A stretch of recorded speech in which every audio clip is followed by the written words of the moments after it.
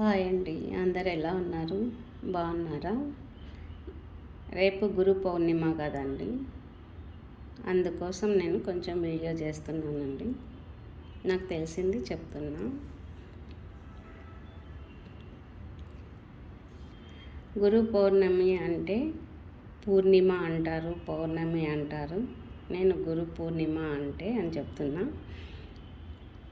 గురు పూర్ణిమ అంటే వ్యాసుడండి.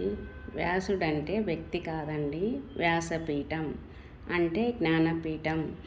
నీకు ఎవరు జ్ఞానాన్ని ఇస్తున్నారో వారిని పూజ చేయమని గురు పౌర్ణమి అని అంటారు.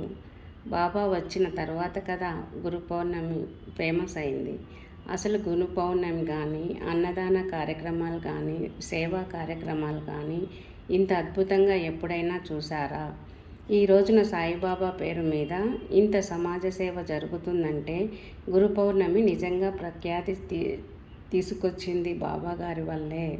కాబట్టి సాయిబాబా పరబ్రహ్మ స్వరూపం. వారిని విష్ణు రూపంగా, శివరూపంగా తప్పకుండా వారిని గురువుగా పూజ చేస్తారు. గురు పూర్ణిమ అంటే వ్యాస పూర్ణిమ కదా, మరి సాయిబాబా గుడికి ఎందుకు వెళ్తారు అని అనుమానం చాలామందికి రావచ్చు. మొదట అసలు వ్యాస పూర్ణిమను గురు పూర్ణిమ అని ఎందుకంటారు? వ్యాసాయ విష్ణు రూపాయ, వ్యాస రూపాయ విష్ణుదే అన్నారు పెద్దలు. అయితే చాలామంది వేసే ప్రశ్న, గురు పౌర్ణమికి సాయిబాబాకు గల సంబంధం ఏంటి అని. పరమాత్మకు ఏ ఏ లక్షణాలు ఉన్నాయో అవన్నీ సద్గురువు కలిగి ఉంటారు. సర్వజ్ఞత, సర్వజ్ఞాపకత, సర్వసమర్థత, ఈ 3 లక్షణాలు పరమాత్మ కలిగి ఉంటాడు. అదే లక్షణాలు సద్గురువులోనూ తొణికిసలాడుతుంటాయి. అటువంటి జ్ఞాని గురు రూపంగా ఆరాధించాలని శాస్త్రం చెబుతుంది. ప్రతి జీవిలో కుక్కనో, పిల్లినో, ఆఖరికి ఈగలు, దోమలు రూపంలో సైతం తామే ఉన్నామని అనుభవపూర్వకంగా భక్తులకు అద్వైత తత్వాన్ని బోధించిన సాయినాథునిలో సర్వవ్యాపకత్వం అనే లక్షణం అతి సహజంగా తొంగి చూస్తుంది. తమ వద్దకు వచ్చిన ప్రతి వ్యక్తిని మనసులో ఏముందో, ఎవరికి ఎప్పుడు ఏది ప్రసాదించాలో తెలిసిన ఆయన సర్వజ్ఞుడు.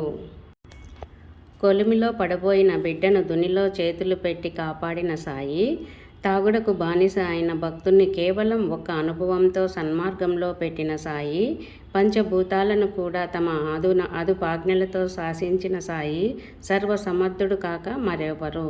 శ్రీ సాయినాథుల వారు స్వయంగా తమ భక్తులకు ఆచరించుకోమని చెప్పిన పండుగ గురు పౌర్ణమి ఒక్కటే. షిరిడీలో జరిగే మిగతా పండుగలన్నీ భక్తులకు సంకల్పం కలిగి బాబా గారిని అడగగా ఆయన అనుమతించినది. అది కూడా ఆయన గురు పౌర్ణమి నాడు మసీదులోని స్తంభాన్ని పూజించుకోమని కృష్ణాజీ సుల్కర్ అనే భక్తునికి సూచించారు. ఆ తరువాత క్షామాతో కలిసి మిగిలిన భక్తులందరూ శ్రీ సాయినాథునికి మొదటిసారి ఆనాడు అంటే షోడోపచార పూజలు చేశారు. అయితే సాయి స్తంభాన్నే ఎందుకు పూజించమన్నారు? భక్తుల శ్రేయస్సు కోరి మాత్రమే గురువును సేవించు అన్న భావాన్నే సంకేతంగా సాయి చెప్పారు. గురువెన్నడూ నన్ను పూజించు అనరు. జ్ఞాని దృష్టిలో అందరూ పరమాత్మ రూపాలే. వారికి శిష్యులలా ఉంటారు. తాను గురువని తలిచేవాడు ఆ పేరుకే తగడు అన్నారు రమణ మహర్షి. అలా అనలేదు కనుకనే సాయి సద్గురువు అయ్యాడు. ఇంటి కప్పును మూసే ఆధారం స్తంభం. అది నీళ్లలో దృఢంగా నాటుకొని ఉంటుంది. అదే దాని బలం. ఆ బలంతోనే అది ఆ భవనాన్ని ఆశ్రయించే వారినందరినీ రక్షిస్తుంది. అలానే సద్గురువు సర్వానికి ఆధారమైన ఆత్మనిష్టలో గురుభక్తిలో నాటుకొని ఉంటారు. అంటే గురుభక్తి రూపమైన ఆత్మనిష్ట వలన గురువు కూడా తనని ఆశ్రయించిన వారిని రక్షిస్తారు. స్తంభంలాగానే గురు రూపాన్ని తగు రీతిన కొలవమని సాయి భావన. అంత విశిష్టత సాయి చెప్పారు గనుకనే సాయి భక్తులందరూ గురు పూర్ణిమను విశిష్టంగా జరుపుకుంటారు. అంటే బాబా ద్వారకామాయిలో ఉన్న స్తంభాన్ని చూపించి ఈ స్తంభానికి పూజ చేసుకోండి అని తన భక్తులకు చెప్పారు. ఆ రోజు పంచాంగం చూస్తే వ్యాస పూర్ణిమ. అప్పుడు అర్థమైంది బాబా అలా ఎందుకు చెప్పాడో. బాబా ఏనాడైనా పంచాంగాలు చూశాడా? మరి ఎట్లు చెప్పగలిగాడు? సర్వజ్ఞుడు సర్వశక్తిమంతుడు అయిన సమర్థ సద్గురువు. అప్పుడు బాబా భక్తులు ఆయన గురువు బాబాయే కాబట్టి బాబాకి పాదపూజలు చేసి దోవతులు వస్త్రాలు సమర్పించారు. మీరే మా గురువయ్యా, మీరే మా జీవితానికి ఆధారం. ఆ విధంగా షిరిడీలో ప్రారంభమైంది గురు పూర్ణిమ. ఈరోజు దేశ విదేశాల్లో ఎన్నో సాయి మందిరాల్లో గురు పూర్ణిమ ఉత్సవాలు అత్యంత వైభవంగా జరుగుతున్నాయి.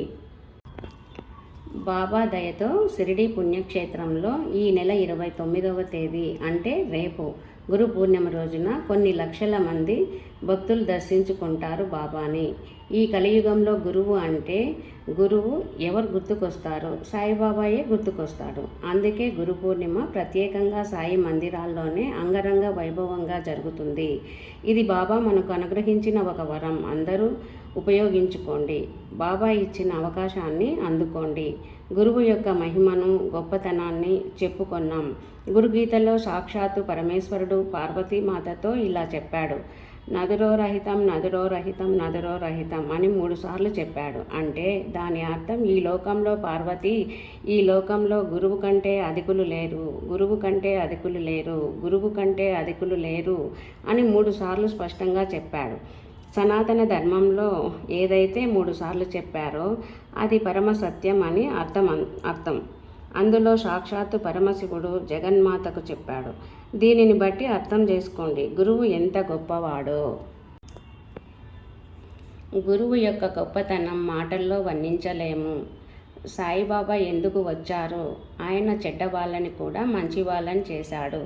ఆయన అందుకోసమే అలా అవతారం ఎత్తాడు. గురుసేవ గురించి సాయి సచ్చరిత్రలో బాబా అద్భుతంగా రాయించాడు. హేమట్ పంత్ చేత 18, 19 అధ్యాయాలు కానీ 32వ అధ్యాయంలో కానీ బాబా సాక్షాత్తు తన గురువును ఎలా సేవించుకోవాలో ఆయన స్వయంగా చెప్పాడు. ఎలా సేవించాడు?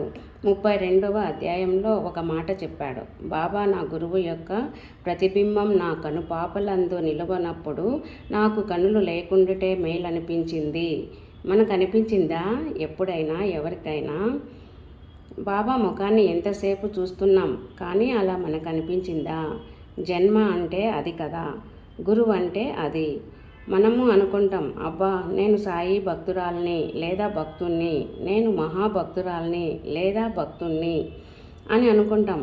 అప్పుడప్పుడు ఏ స్థితిలో ఉన్నాము, ఏ స్టేజ్లో ఉన్నాము ఒకసారి మనల్ని మనం ప్రశ్నించుకోవాలి. ఇంకా చేయాల్సింది ఎంత ఉంది? మనము చేయాల్సిన గురుసేవ బాబా తన గురువుకు చేసిన దానితో పోల్చుకుంటే బాబా ఇంకొక మాట కూడా చెప్పాడు. నా ఇల్లు, నా ఆస్తి, నా తల్లిదండ్రులు అంతయు వారే అని చెప్పారు బాబా. ఎంతటి శరణాగతి చెప్పండి గురువు పట్ల. ఎంతటి శరణాగతి! నాదంతా నీదేనయ్యా, నాదేమీ లేదు, అంతా నీదయ్యా, అంతా నీదే, నేను జీరో అని అనుకుంటే అప్పుడు నడిపిస్తాడు మన జీవితాన్ని ఆయన. నేను నాది అనుకున్నంతకాలం, అహంకారంతో ఉన్నంతకాలం ఆయన గమ్మగా చూస్తూ ఉంటారు. పూర్తిగా శరణాగతి అయ్యి ఎప్పుడైతే చేతులెత్తుతామో నీవు తప్ప నాకు దిక్కు లేదు, అప్పుడు ప్రవేశిస్తాడు మన జీవితంలోకి, అప్పుడు నడిపిస్తాడు మన జీవితాన్ని. బాబా దృష్టి మన మీద పడితే ముష్టివాడు కూడా రారాజు అవుతాడు. అంటే చక్రవర్తి కూడా అవ్వచ్చు. కేవలం దృష్టి పడితే చాలు. మనం ఆయన వైపు చూసేది కాదు, ఆయన మన వైపు చూడాలి. ఆయన దృష్టి మన వైపు ఉండాలి. బాబా నా తండ్రి అనేది కాదు, వీడు నా బిడ్డ అని బాబా చేత చెప్పించుకోవాలి మనం మన గురువు చేత. అది కదా మన జన్మ. ఎప్పుడు ఆ శుభ గడియలు ఎప్పుడు వస్తుంది? మనం అనుకుంటాం, బాబాను నా తండ్రిగా పూజిస్తున్నాను, నాకంటే ఎక్కువ ఎవరు పూజించలేరు అని. అది తప్పు. బాబా దృష్టి మన మీద పడినప్పుడు మనం ఆయన బిడ్డలుగా మారుతాం. ఆయన దృష్టిని మనపై నిలుపుకోవాలి. అప్పుడే మనం చేసిన పూజకు ఫలితం. సేవ అనగా ఇష్టం ఉన్నచో చేయవచ్చును, లేనిచో మానవచ్చునని అభిప్రాయంతో చేయునది సేవ కాదు. అంటే ఖాళీగా ఉన్నప్పుడు చేసేది సేవ కాదు. బాబా కోసం నువ్వు ఏం వదులుకున్నాం? బాబాని అడగడానికి సమయాన్నే ఏమైనా నువ్వు ఇచ్చావా బాబా కోసం? వీలు పడినప్పుడు కాదు వచ్చేది, వీలు చేసుకొని రావాలి. అప్పుడే అది నిజమైన సేవ.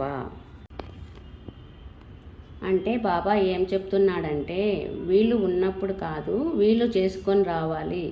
ఎన్నో పనులున్నా ఆ పనులు ఆపి నా తండ్రి, నా తల్లి, నా కుటుంబం అన్నంతా చూస్తున్నాడు, నా బాగోగులు చూస్తున్నాడు, నా తండ్రి కోసం అలా సేవ అవసరమైతే పరిగెత్తుతా అని రావాలి. అప్పుడు సాయి పరిగెత్తుకుంటూ వస్తాడు. నువ్వు 2 అడుగులు పరిగెడితే నీకోసం బాబా 10 అడుగులు పరిగెడతాడు.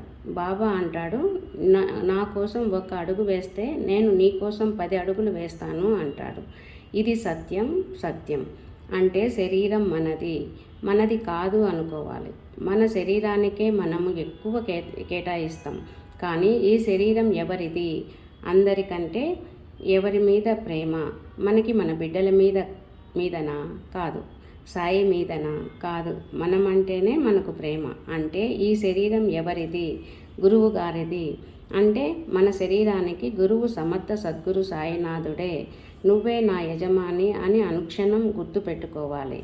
అంటే నువ్వే నా యజమానివి, నాది ఏమీ లేదయ్యా, నువ్వు నాకు ఈ అవతారం ఇచ్చావయ్యా, అంతా నీవేనయ్యా. ఈ శరీరం గురుసేవకే ఉన్నదని భావించవలెను.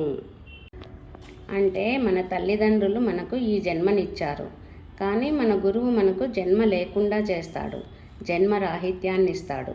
బాబా పూజలు చేసేదానికంటే, బాబా భజనలు చేసేదానికంటే, బాబా అభిషేకాలు చేసేదానికంటే, బాబా గుళ్ళు కట్టేదానికంటే, బాబా సేవలు చేసేదానికంటే మన గురువైన సమర్థ సద్గురు సాయినాథ్ మహారాజు వారు చెప్పిన మాటలు ఆచరించడం గొప్ప.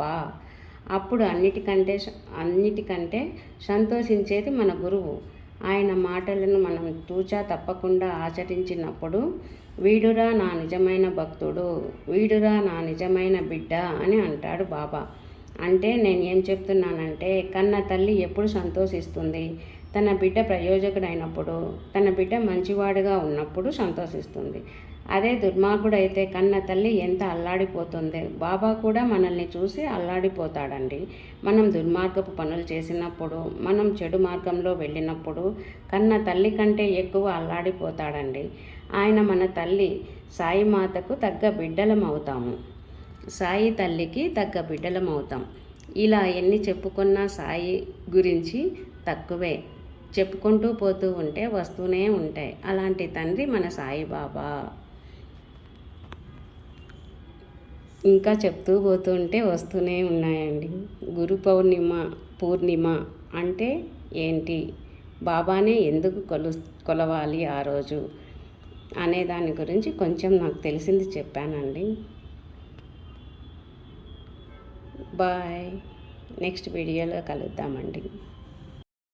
సర్వయంత్ర స్వరూపాయ సర్వతంత్ర స్వరూపాయ సర్వసిద్ధి ప్రదాతాయ సర్వసిద్ధి ప్రదాతాయ యోగీశాయ యోగదీశాయ యోగపరాయణ యోగేంద్ర